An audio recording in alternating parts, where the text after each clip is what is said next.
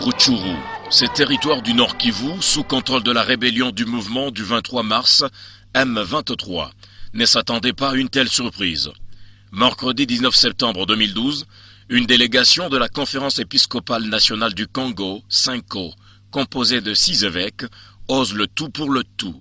La délégation va à Rutshuru pour rencontrer les habitants de Rutshuru. Quant à la présence des autorités rebelles, s'ils viennent à la messe que nous allons célébrer, ils seront là et ils entendront le message que nous adressons à tous les fidèles, qui est un message de paix, un message de cohabitation pacifique.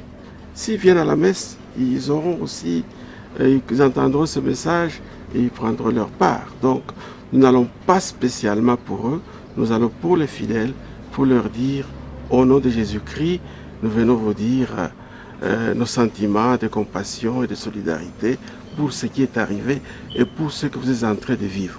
Voilà. Une autre raison de cette visite de compassion et de solidarité, 4 paroisses du diocèse de Goma sont dans la zone du M23. Vous comptez Rutshuru, Karambi, Jomba et Rugari. Pour le moment, ce sont les paroisses concernées par M23. Donc, mais pour Monseigneur Théophile Kaboy, il faut dire que ce n'est pas la première fois que la conférence épiscopale nationale envoie des délégués pour venir dans un contexte, dans une pastorale de compassion et de solidarité. À chaque fois que notre diocèse a eu des problèmes, la CENCO a toujours envoyé des délégués pour dire Polé. Polé, nous compatissons avec vous, car à l'exception de l'AFDL, qui a renversé le pouvoir de Mobutu, du RCD, qui a occupé plus du tiers du territoire national, le CNDP, en son temps, n'avait pour rayon d'action que le Nord Kivu, et pour noyau, le diocèse de Goma. C'est le même cas pour le M23 aujourd'hui. Polé encore, car toutes ces guerres n'ont qu'un dénominateur commun, la désolation, tuerie, incendie, pillage, destruction systématique de la femme paysanne suite au viol, paupérisation des paysans, prise en otage, déplacements internes de population, présence de milliers de réfugiés congolais dans les pays limitrophes, sont devenus le lot quotidien que vivent les habitants de l'Est de la RDC.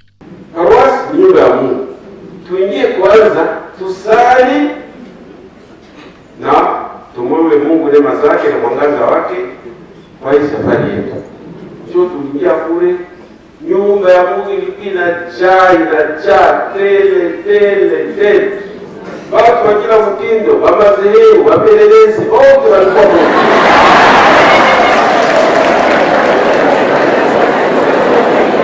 La paroisse Saint-Aloïs de Rutshuru ne contient plus une immense foule de chrétiens. Tout le monde assiste à la messe pour écouter le message de la CENCO demandant au peuple congolais de barrer la route à toute personne qui veut balkaniser la RDC et piller les richesses du pays. Le pape Benoît XVI demande à tous les Africains et spécialement aux dirigeants de cette Afrique d'être des artisans de la réconciliation, de la justice et de la paix. Ainsi donc, nous vous demandons, frères et sœurs du Nord Kivu, de vous engager dans ce combat pour la réconciliation, pour la justice et pour la paix pour notre pays. Nous demandons à tous ceux qui trouvent leur plaisir à provoquer et à détruire notre pays et leurs habitants qu'ils puissent, à l'appel du pape, privilégier la voie de la paix et de la cohabitation pacifique pour permettre à notre pays d'aboutir à un développement durable dans cette terre bénie de grands lacs. Que le Seigneur vous accorde à vous tous ici présents la paix du cœur et qu'il vous accompagne de par vos prières à entreprendre ce combat pour la paix et pour la justice. Je vous remercie. Après la célébration eucharistique, le colonel Sultani Makenga, vice-président et chef d'état-major général du M23, rencontre les évêques.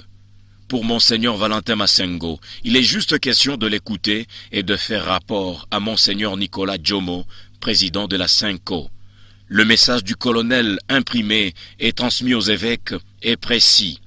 Les revendications du M23 sont nationales et non sectaires. Il n'existera jamais de balkanisation au Congo tant que le M23 aura la force qu'elle a aujourd'hui.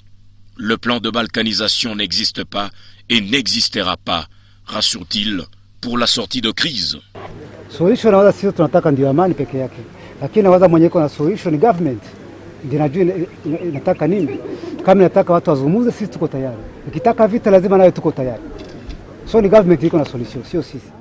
Comme la paroisse de Rutshuru, la cathédrale Saint-Joseph de Goma ne peut non plus contenir une immense foule de chrétiens venus de 7 paroisses de la ville.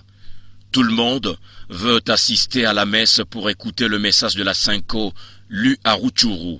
Mais fallait-il vraiment aller à Rutshuru, dans le fief du M23? Monseigneur Kabo y répond.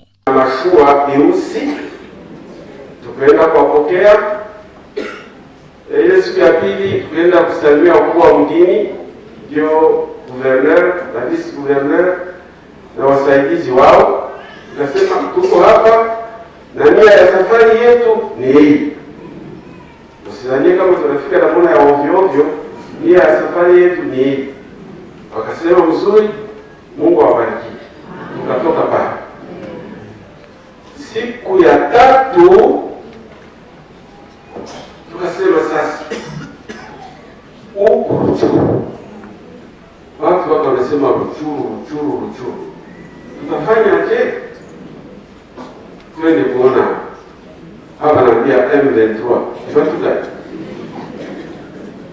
Jo, watu wanatuita na simu, utaenda kule? Hapana, msiende kule. Nini na nini? Tutaenda.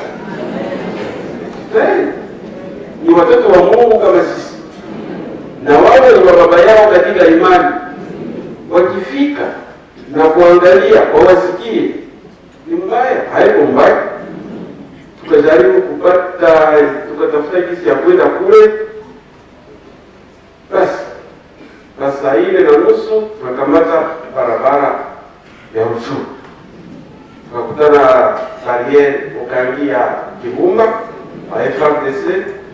Akasema mpite baba, hatuna makelele.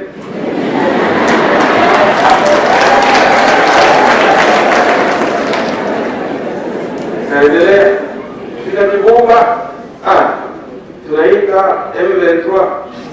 Nasema ni mzuri sana, mukuje tu mutukutane hapa kwa monimai ya Mangaba. Mnajua watu wanataka. Tukafika kule, walikuwa wanatuongoza na kamioneti yenye kujaa wasoda. Sema karibu, tutawatangulia kunjia. Akatangulia, tukafika Rutshuru bila matatizo yoyote. Akasema hii ni baraka ya Mungu tu inatuongoza.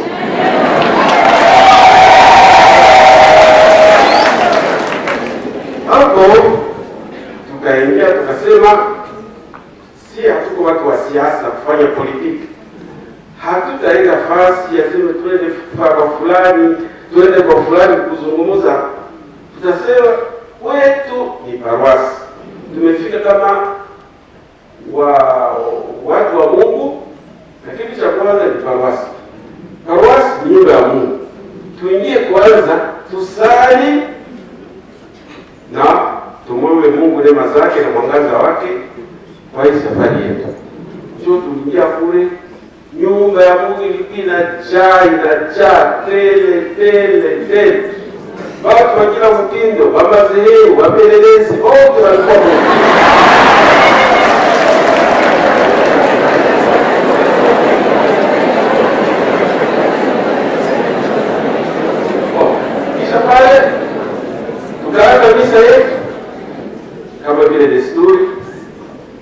askofu Valentine Masengo ndio anaongoza hii ujumbe, akawa askofu wa kuongoza Eucharistia. Mimi nikawa kuingiza kidogo Kiswahili na kufasiria na hotuba nikaifanya, na kisha akasoma ujumbe wa maaskofu. Lakini niliona kama Ruchuru wanajua Kifaransa ya ajabu. Mimi nilikuwa najaribu kufasiria,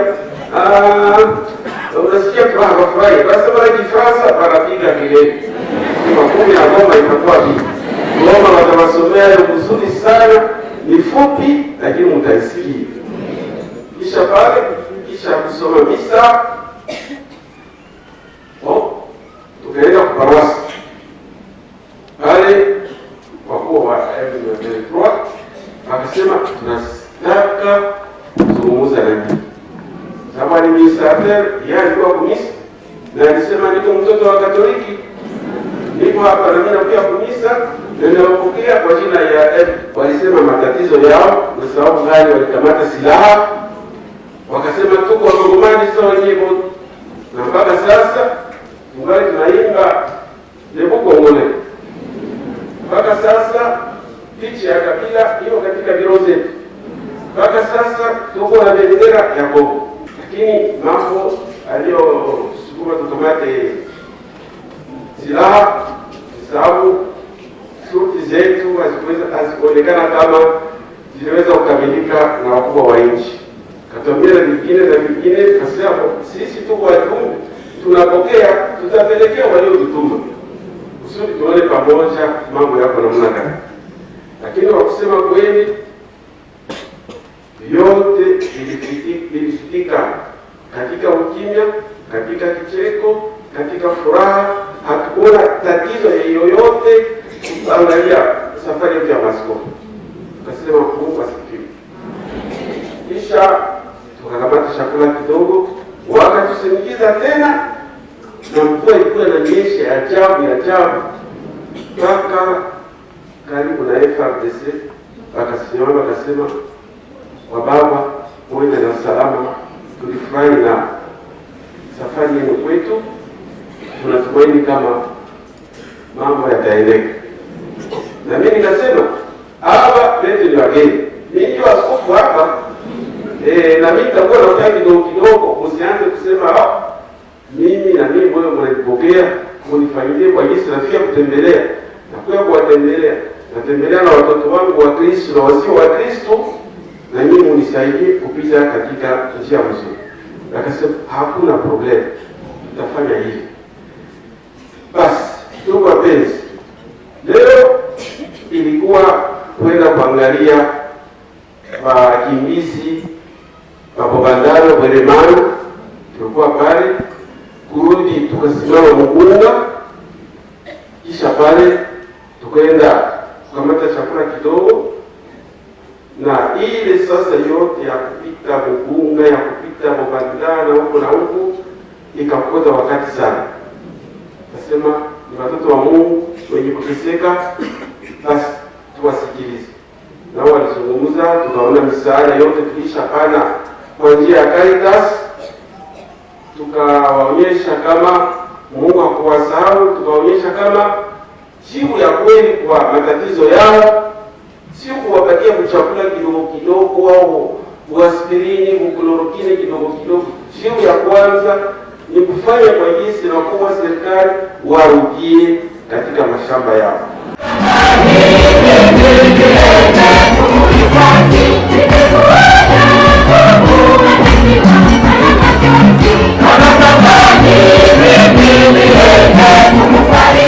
Wajumbe wa maaskofu wa Kongo walitumwa tu na neno moja, mwambie watu wa Ruchuru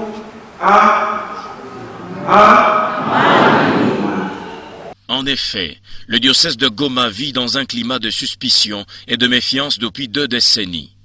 Tout a commencé en Toto, en territoire de Walikale, un dimanche du mois de mars 1993, lorsque des graves affrontements ethniques prirent de l'ampleur et débordèrent pour s'étendre dans les territoires de Massissi et de Rutshuru au nord Kivu et dans celui des Calais au sud Kivu. Des maisons d'habitation, des champs, des écoles, des centres de santé, des marchés, des églises étaient incendiés et des bétails pillés par les milices tribales opposées. Une insécurité totale qui avait forcé de nombreuses familles à fuir Massissi pour Goma et les pays limitrophes. Malgré plusieurs processus de paix, il y a près d'1 million de déplacés internes au nord Kivu. Ces déplacements forcés ont principalement été causés par des hostilités en 4 directions. La région de Kanyaruchinya, à la périphérie nord de Goma, affrontement entre l'armée régulière et le M23. La région de Walikale et Massissi, à l'ouest de Goma, traque des rebelles rwandais, des FDLR menés par l'armée congolaise avec l'appui logistique de la mission de paix de l'ONU. La région de Kichanga, au nord-ouest de Goma, affrontement entre l'armée régulière et APCLS. La région de Bobandana, à l'ouest de Goma, affrontement entre Raia Mutomboki et Nyatura.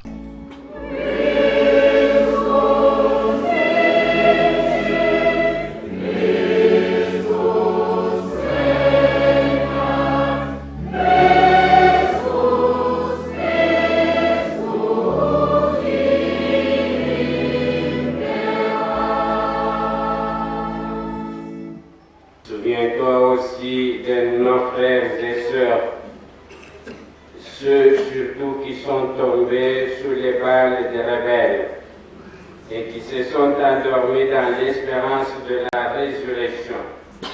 Et tous les hommes qui ont quitté cette vie, reçois-les dans ta lumière auprès de toi. C'est dans ces contextes d'insécurité généralisée que l'évêque de Goma a adressé son message de bienvenue à la délégation de la Senko. Le diocèse de Goma se réjouit de votre visite et vous souhaite la bienvenue la plus cordiale en disant « Béni soit celui qui vient au nom du Seigneur ».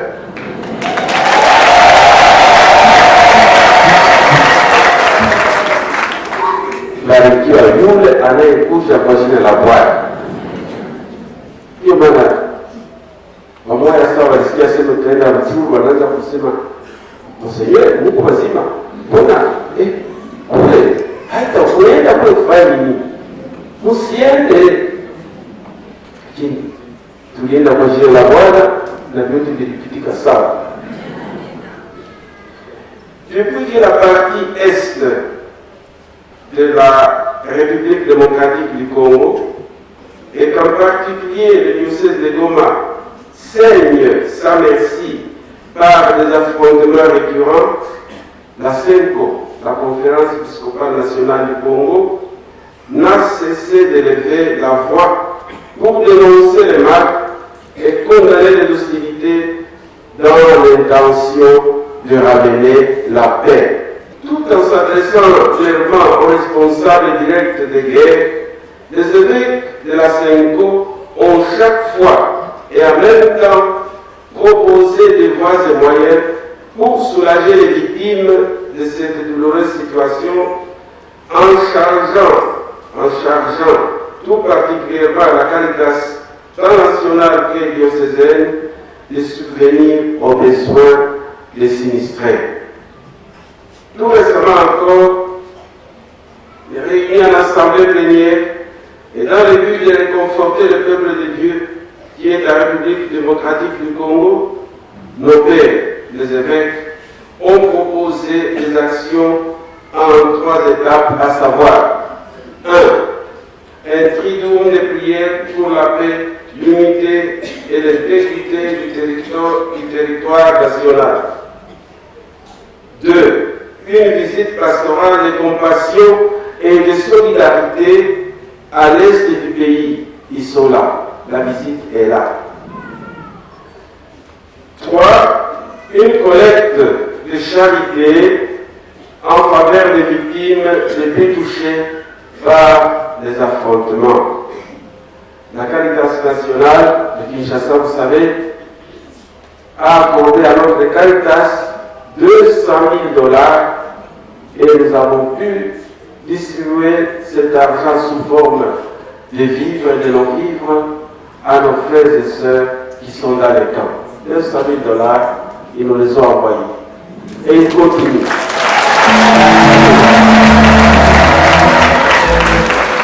Et ils continuent à rassembler, à cotiser, à faire des collectes en faveur de sinistrés de notre diocèse. Votre visite nous touche profondément. Ce geste combien ecclésial et fraternel est un signe d'espoir vivant pour une population marquée par des sentiments d'insécurité, d'incertitude et d'impuissance.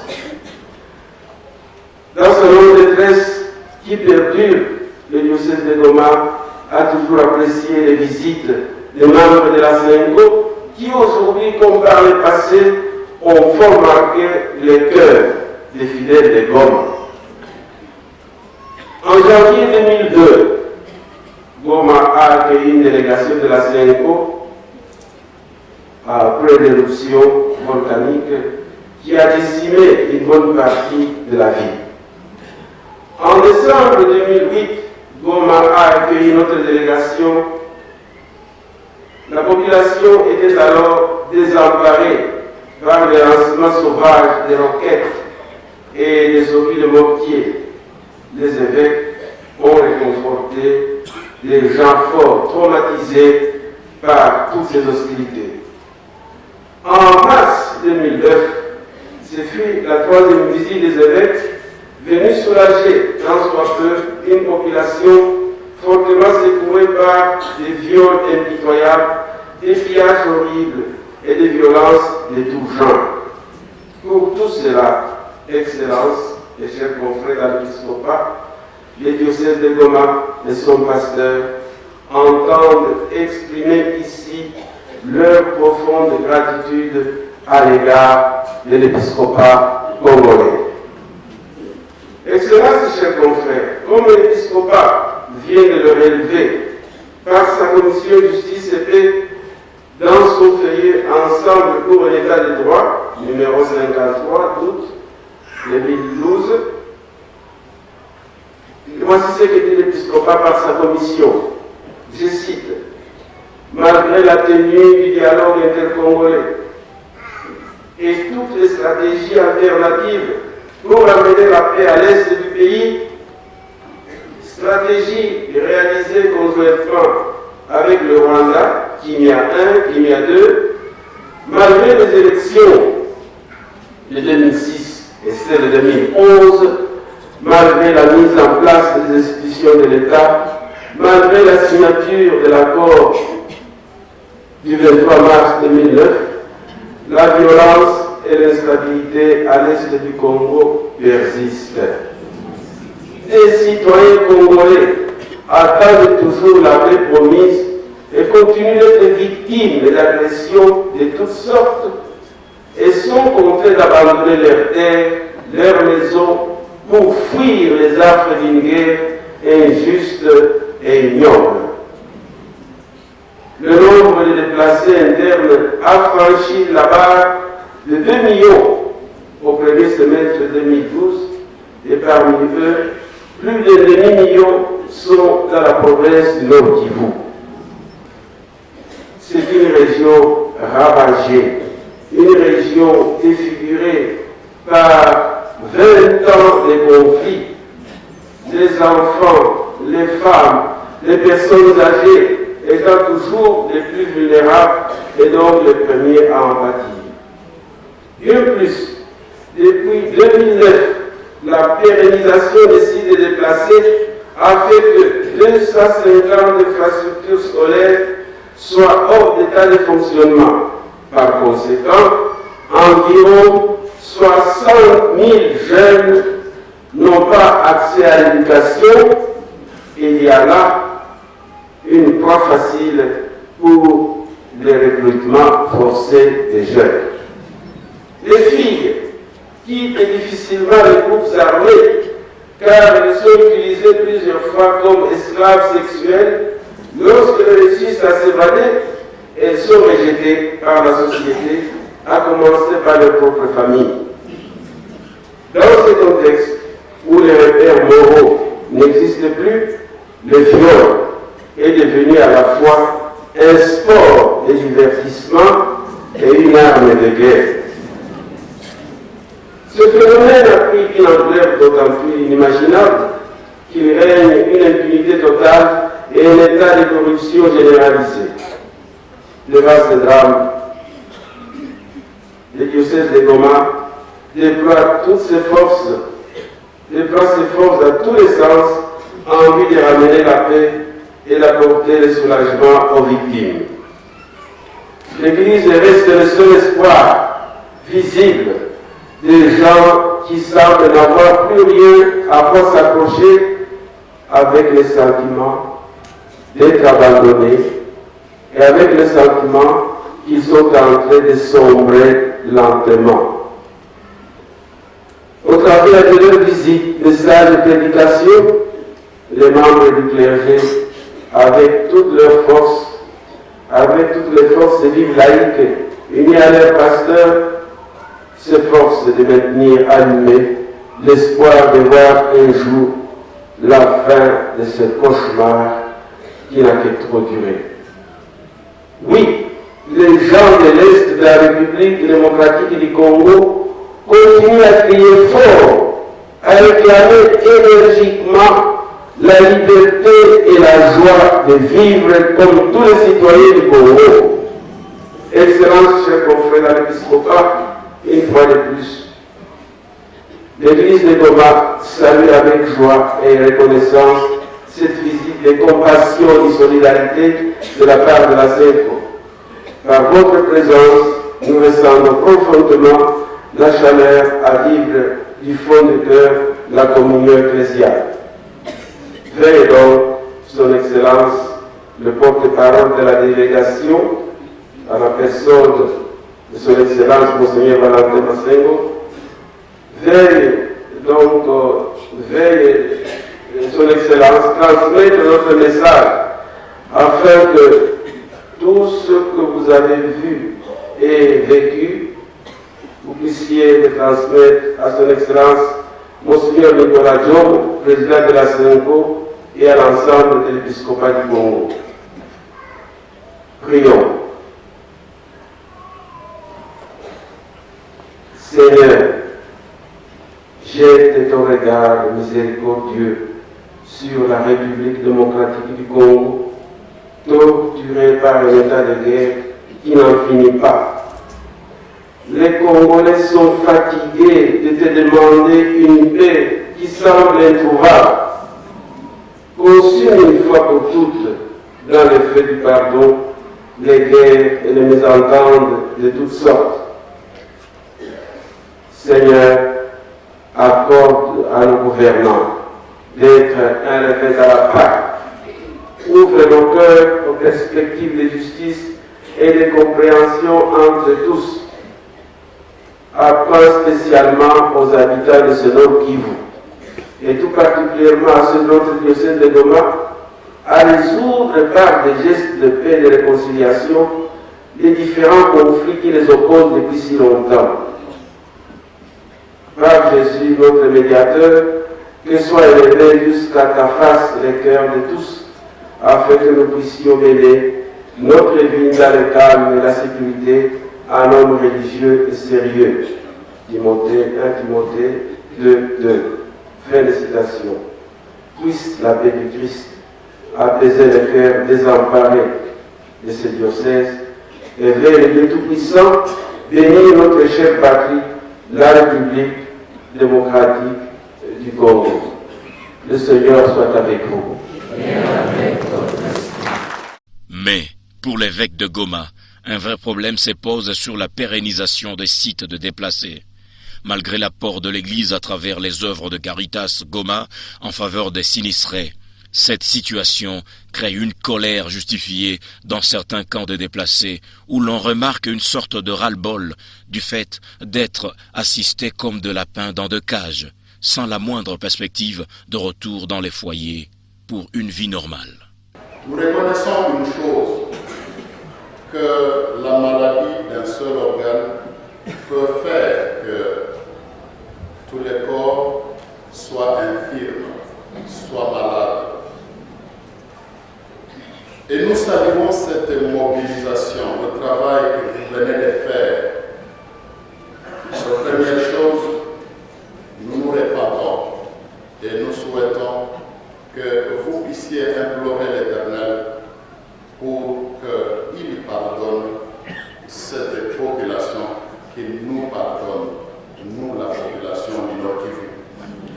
Nous savons qu'à un certain moment, nous avons pu contaminer la République démocratique du Congo des rébellions qui avaient pris naissance ici à Goma. Nous souhaitons et nous prenons acte que cette épée qui demeure dans l'autre partie du pays puisse nous contaminer, puisse nous guérir. Donc c'est un message de gratitude et de remerciement, mais aussi notre repenti, pas seulement cela, notre engagement, pour que cette guérison, que ce soit elle qui puisse nous contaminer, pour que l'autre partie guérisse, pour que tous les Congolais ne soient pas infiers. Nous sommes venus vous apporter un message de paix. Et si nous partons demain, nous vous laissons ce message. Nous n'allons pas partir avec puisque vous l'avez accepté.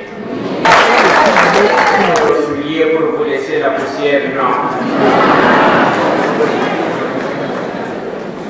Et encore une fois, c'est au nom de tous vos frères et sœurs, chrétiens catholiques ou non catholiques, qui ont prié pour vous et qui continueront encore à prier pour vous pour que la paix règne dans cette partie de la République démocratique du Congo. Nous demandons que la bénédiction de Dieu puisse nous accompagner nous tous. Et je ne dirai pas que nous allons vous quitter. Non, nous partirons chargés de vos intentions, de vos prières et aussi de la réponse que vous donnez à travers le gouverneur et à travers Monseigneur l'évêque, mon frère Kaboy, pour que là où nous allons, nous puissions transmettre exactement vos sentiments et vos attentes pour que Dieu lui-même nous bénisse et nous garde dans sa paix. Amen.